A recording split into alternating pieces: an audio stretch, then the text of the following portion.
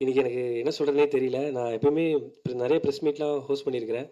So வரும்போது ரொம்ப ஜாலியாக என்ன பண்ண போகிறோம் ப்ரிப்பேர் பண்ணிட்டு என்ன யார் யார் எப்படி எப்படி கூப்பிட போகிறோம் அப்படின்னு நிறைய யோசிச்சு வருவேன்.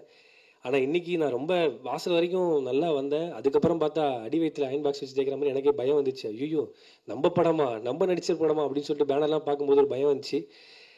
ரொம்ப என்ன பேசுகிறதே தெரியல. பட் ஒன்றே ஒன்று நான் முதல்ல சொல்லணும்னு நினைக்கிறேன்.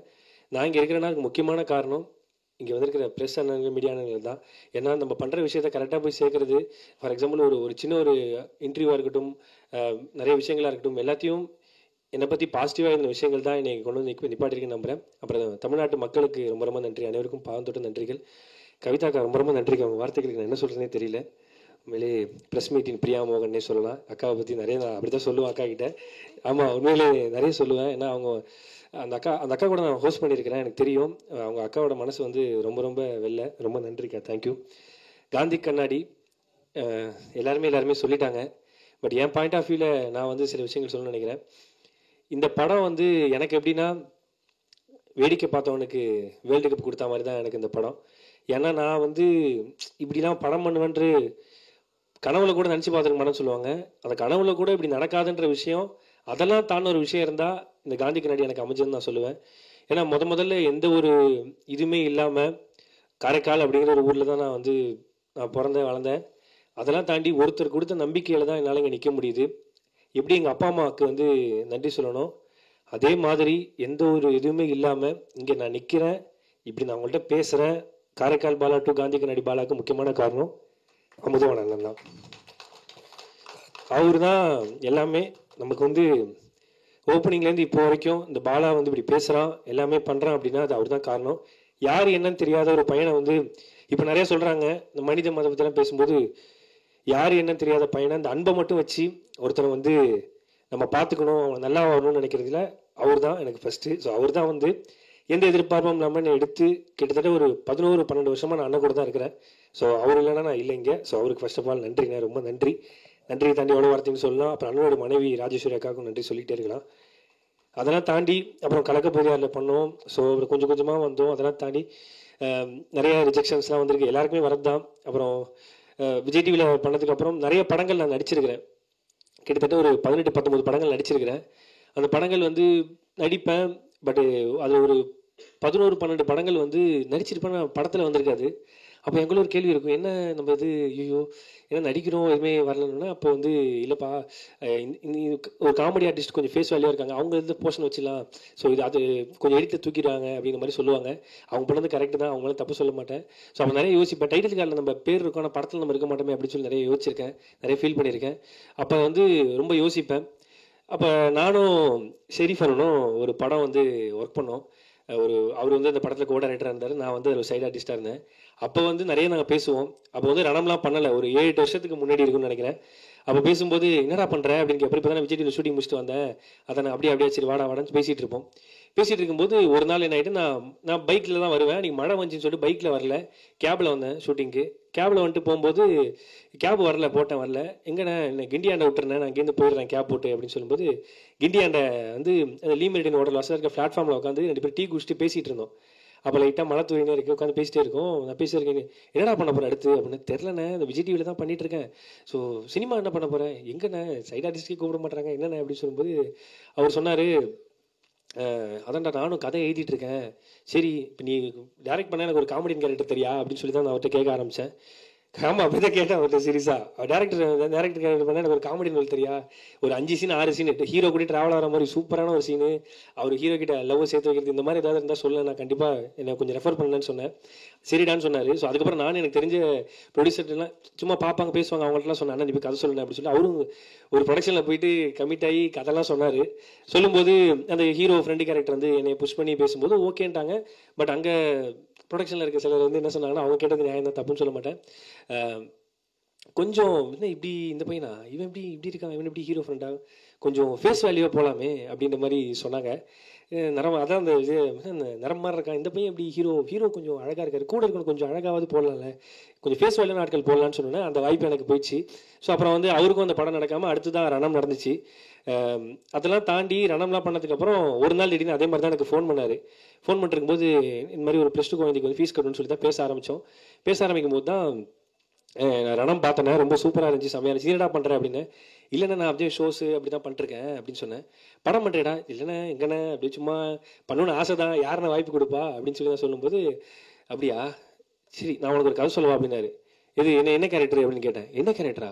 இல்லைடா இது ஹீரோவா பண்ணலாம்டா. ஹீரோவாவா? நீலாம் என்னை ஹீரோ வச்சு படம் பண்ணுவேன்னு தான் நான் ஃபஸ்ட்டு கேட்டேன். நீ ஆல்ரெடி படம் பண்ணி சூப்பராக சக்ஸஸ்ஃபுல்லான படம் போயிடுச்சு. ஸோ அதுக்கப்புறம் என்னை வச்சு நீ எப்படி படம் பண்ணணும் தான் கேட்டேன். இல்லை இல்லை நான் சொல்கிறவா அப்படின்னோடனே நான் அப்புறம் யோசிச்சுக்கிட்டே இருந்தேன். கட் பண்ணால் ஒரு ஷோவில் வந்து லாரன்ஸ் அண்ணா உனக்கு என்ன ஆசை அப்படின்னு சொல்லி கேட்டார். என்னடா இது ஷெரீஃபன் அப்படின்னு சொல்லியிருக்கா, அப்படி லாரன்ஸ் அண்ணா அப்படி கேட்குறா, அப்படி சரி சொல்லி விடுவோம் நம்ம ஆசை என்னன்னு. எனக்கு ஹீரோ ஓனன்னு ஆசைண்ணே அப்படின்னு நான் சொல்லிட்டேன். ஹீரோ ஓனன்னு ஆசையா? ஆனால் எனக்கு நம்ம மூஞ்சிக்கெல்லாம் நம்ம யாரும் இவ்வளோ ரிஜெக்ஷன் பார்த்துட்டோம், எப்படி நடக்குமா நடக்காதான்ற யோசனை எனக்கு ரொம்ப ஒரு எனக்குள்ள இன்ஃபீரியாரிட்டி காம்ப்ளெக்ஸ் ரொம்ப அதிகம் எனக்கு.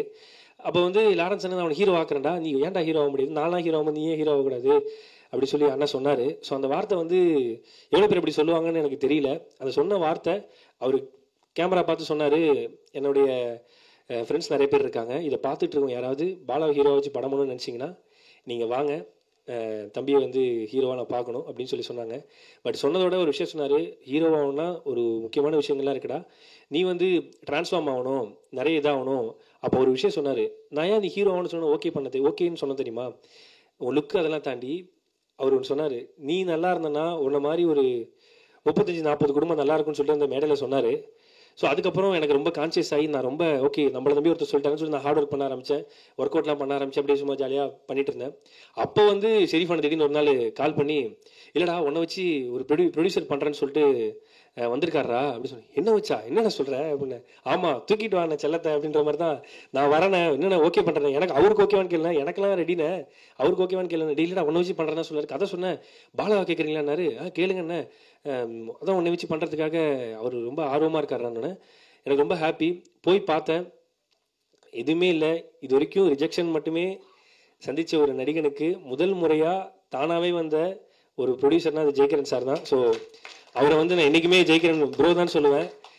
ஏன்னா இப்போ நம்ம எங்கள் அப்பா அம்மாவாக இருக்கட்டும், தெரிஞ்சவங்களா இருக்கட்டும், அவங்களாலே ஒரு 5 லட்ச ரூபாய்க்கு மேலே எனக்கு பெரட்டி கொடுக்க முடியாது. காரணம் எங்கள் ஃபேமிலி அந்த மாதிரி சுற்றி வட்டாரம் அந்த மாதிரி நாங்கள் ரொம்ப டவுனான ஃபேமிலி தான்.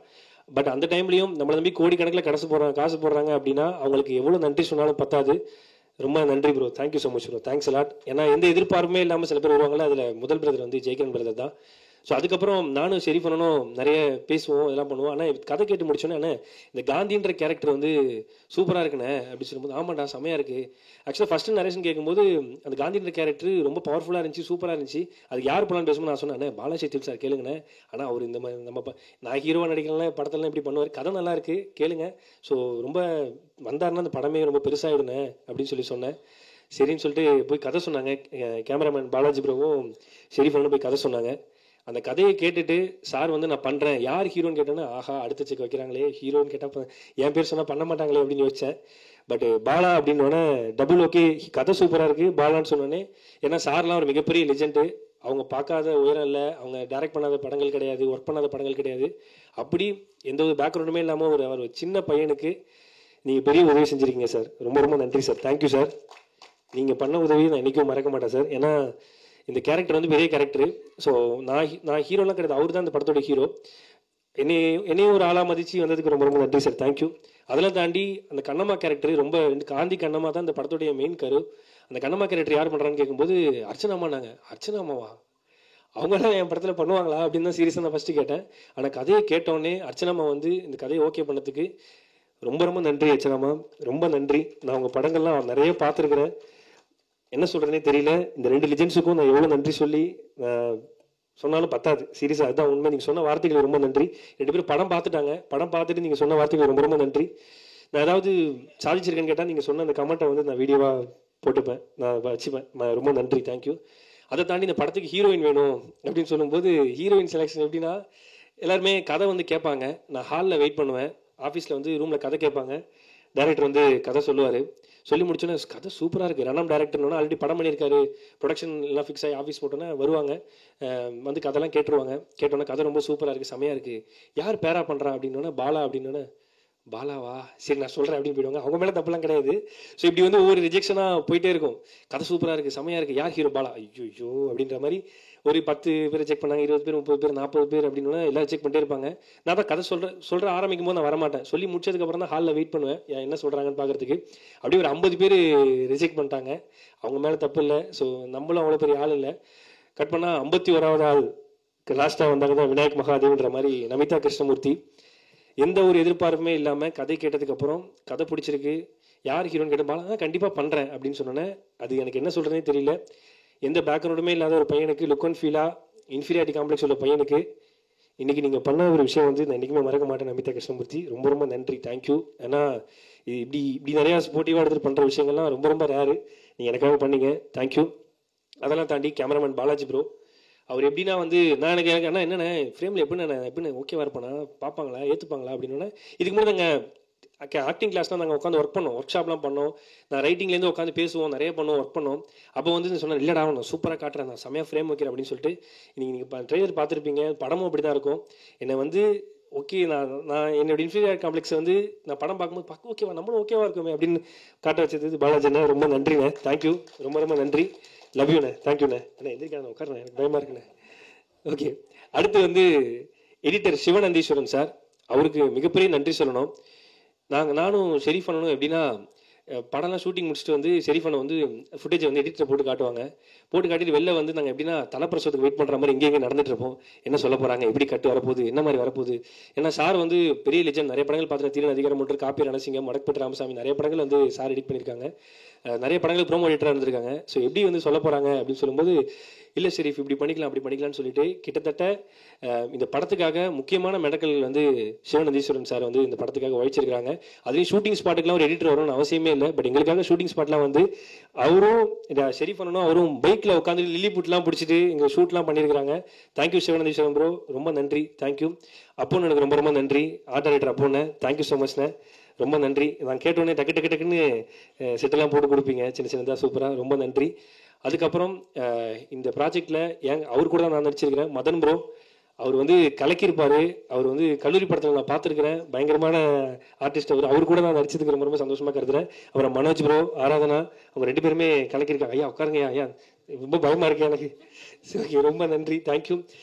இதெல்லாம் தாண்டி இந்த இப்படி ஒரு படம் பண்ணியிருக்கோம் அப்படின்னு சொன்ன உடனே இந்த படத்துக்கு வந்து முக்கியமான விஷயமே வந்து படத்தை கொண்டு போய் எடுத்துகிட்டு போய் சேர்க்கறது தான். நான் ரொம்ப தீவிரமான சினிமா ரசிகன். ஒரு வாரத்துக்கு 4-5 சினிமா வந்துச்சுன்னா எல்லா சினிமாவும் பார்த்துருவேன். அப்படி அந்த 4-5 படங்கள் வருதுல, ஒரு 3 படங்கள் 2 படங்களே சக்தி ஃபிலிம் ஃபேக்டரி அப்படிங்கிற பேர் வரும். நான் உட்காந்து பார்ப்பேன். குட் நைட் படத்தில் வந்து நிறைய படத்துலேருந்து அந்த பேர் வந்துகிட்டே இருக்கும். சரி, சக்தி சார் வந்து இந்த படம் பார்க்குறாங்கன்னு சொன்னோன்னே என்னால் நம்பவே முடியல. நம்ம படத்தை அவர் பார்க்குறாரா அப்படின்னு சொல்லும்போது நம்பவே முடியல. படம் பார்த்துட்டு எல்லாரும் சரி நான் சொல்கிறேன்ட்டு போயிடுவாங்க. ஆனால் படத்தை பார்த்து முடிச்சுட்டு இங்கேயே உட்காந்து பேசலாம் அப்படின்னு சொல்லிட்டு இந்த படத்தை பற்றி கிட்டத்தட்ட ஒரு 15 நிமிஷம் சார் வந்து பாராட்டினாங்க. இது ஒரு எதுவுமே இல்லாத வந்து ஒரு ஹீரோக்கு ஒரு புது படம், அதெல்லாம் மைண்டில் இருந்தாலும் உண்மையான பாராட்டி இந்த படத்தை வந்து கரெக்டாக கொண்டு போய் சேர்க்கலான்னு சொல்லிட்டு முடிவு பண்ணி இந்த படத்துக்குள்ளே வந்து எங்களை நம்பின உங்களுக்கு ரொம்ப ரொம்ப நன்றி சார், தேங்க்யூ. என்றைக்குமே நான் மறக்க மாட்டேன் sir, thank you so much sir. எப்பயுமே ஒரு படத்துக்கு முக்கியமாக அசிஸ்டன்ட் டைரக்டர்ஸ் தான். அசிஸ்டன்ட் டைரக்டர் இந்த படத்துக்கு ரொம்ப ரொம்ப முக்கியம். இதில் வந்து நிறைய பேர் ஒர்க் பண்ணியிருக்காங்க. அதில் வந்து இந்த ஸ்ரீதர் அப்படிங்கிற பையன் வந்து நிறைய உழைச்சிருக்கிறான். ஸோ அவனுக்கு கிரெடிட்ஸ் போகணும். ஏன்னா நானும் நிறைய அசிஸ்டன்ட் டைரக்டர்லாம் சின்ன சின்ன வேலை செஞ்சிருக்கிறேன். அப்புறம் கிஷோர் அப்படிங்கிற பையன், இவங்க 2 பேர் தான் வந்து ஷெரீஃப் அண்ணனுக்கு பேக் போன். அப்புறம் வந்து சதீஷ் ப்ரோ, அதுக்கப்புறம் மாரின்னு ஒரு பையன், நான் மாரி தான் கூடுவேன், மாரின்னு ஒரு பையன், இந்த மாதிரி நிறைய பேர் வந்து ஒர்க் பண்ணியிருக்காங்க. அது மாதிரி எடிட்டர் கூட வந்து தமிழ் பிரதர் இந்த படத்துக்கு வந்து நிறைய வேலை செஞ்சிருக்கிறாரு, அங்கே தான் இருக்கிறாரு. அப்புறம் தமிழ் ப்ரோ, இசக்கி பிரதர், அவங்க எல்லாரும் ரொம்ப நன்றி. இந்த படம் எக்ஸிக்யூட்டிவ் ப்ரொடியூசராக இருந்த உதயகுமார் பாலாஜி பிரதருக்கு ரொம்ப ரொம்ப நன்றி. ஏன்னா அவர் வந்து பல கேரக்டராக மாறுவார். 12-13 தசவதார படத்தில் கமல் சார் மாதிரி திடீர்னு பார்த்தா ப்ரொடக்ஷன் மேனேஜர், திடீர்னு பார்த்தா செட் அசிஸ்டண்டாக இருப்பார், திடீர்னு பார்த்தா பலவிதமான கேரக்டர்லாம் அந்த படத்தில் பண்ணுவார். எங்களுக்காக ரொம்ப ரொம்ப நன்றி ப்ரோ, தேங்க்யூ.